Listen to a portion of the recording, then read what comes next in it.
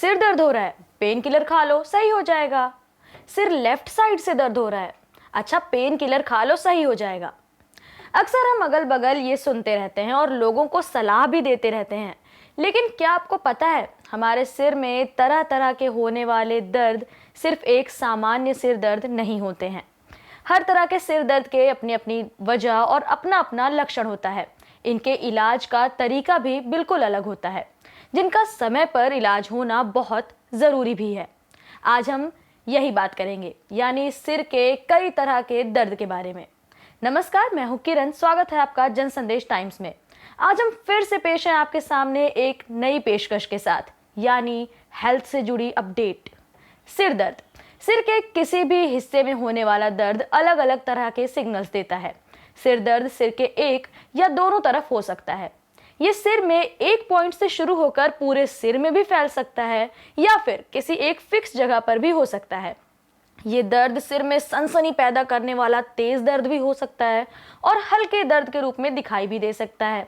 सिर दर्द धीरे धीरे या अचानक कभी भी हो सकता है और कुछ घंटों से लेकर कुछ दिनों और कुछ दिनों से लेकर महीनों तक बना रह सकता है। सिर दर्द दो तरह का होता है, पहला प्राइमरी हेडेक और दूसरा सेकेंडरी हेडेक। प्राइमरी हेडेक यानी प्राथमिक सिर दर्द। प्राथमिक सिर दर्द अपने आप में होने वाली एक बीमारी है जो सिर के अंदर दर्द संवेदी संरचनाओं की अतिक्रियाशीलता या उसमें उत्पन्न समस्याओं के कारण होते हैं। इनमें रक्त वाहिकाएं, मांसपेशियां, सिर और गर्दन की नसें शामिल हैं। प्राइमरी हेडेक में जो सिर दर्द शामिल है उनके नाम माइग्रेन, क्लस्टर और टेंशन सिर दर्द है। WHO के मुताबिक माइग्रेन दुनिया भर में अक्षमता यानी डिसेबिलिटी के कारण काम न कर पाने का छठा सबसे बड़ा कारण है। माइग्रेन कुछ घंटों से लेकर 2 से 3 दिनों तक रह सकता है। अब बात करें क्लस्टर की, तो क्लस्टर सिर दर्द आमतौर पर 15 मिनट से 3 घंटे तक रहता है। यह अचानक 1 से लेकर 8 बार हर दिन कुछ सप्ताह या महीनों के लिए हो सकता है। इसी के साथ बात करते चले टेंशन सिर दर्द की, तो प्राइमरी हेडेक का ये सबसे आम रूप है। इस तरह के सिर दर्द सामान्य रूप से दिन के बीच में धीरे धीरे शुरू होते हैं। तनाव संबंधित सिर दर्द या तो एपिसोडिक यानी थोड़ी देर के हो सकते हैं या फिर क्रोनिक यानी बहुत ज्यादा दिनों तक। एपिसोडिक सिर दर्द आमतौर पर कुछ घंटे के लिए रहता है, लेकिन कई दिनों तक भी चल सकता है। गंभीर सिर दर्द महीने में 15 या ज्यादा से ज्यादा 3 महीने तक के लिए होता है। अब हम बात करेंगे सेकेंडरी हेडेक के बारे में।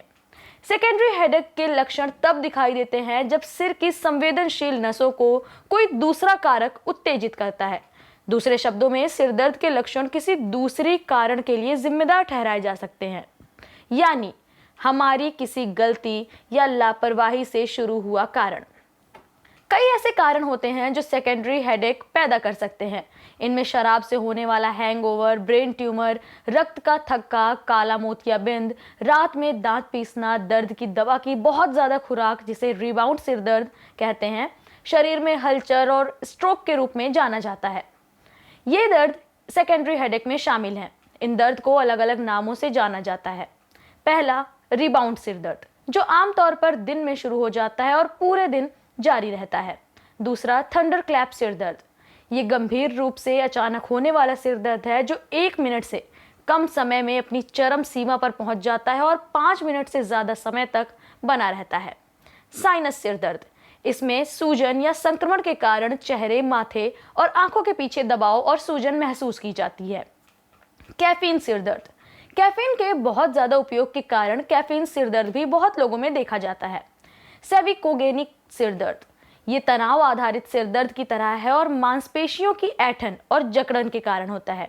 ये दर्द गर्दन से फैलता है, साथ ही सर्वाइकल डिस्क रोग से जुड़ा हो सकता है।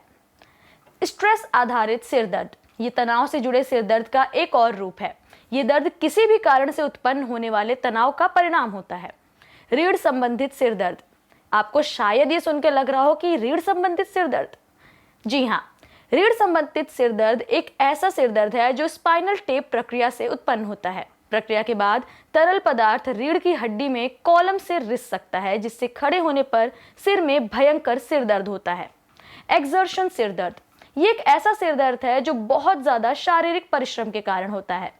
एलर्जी सिर दर्द, साइनस सिर दर्द के समान पर्यावरण में एलर्जी पैदा करने वाले तत्व नासिका यानी आपके नाक के थ्रू साइनस ऊतक में जलन पैदा करते हैं, जिसके कारण ये सिर दर्द हो सकता है। जब आपको सिर दर्द हो तो उस समय आपके पास कोई दवा ना हो, और ये भी हो सकता है कि उस टाइम आपको ये भी ना पता हो कि आपको कौन सा सिर दर्द हो रहा है।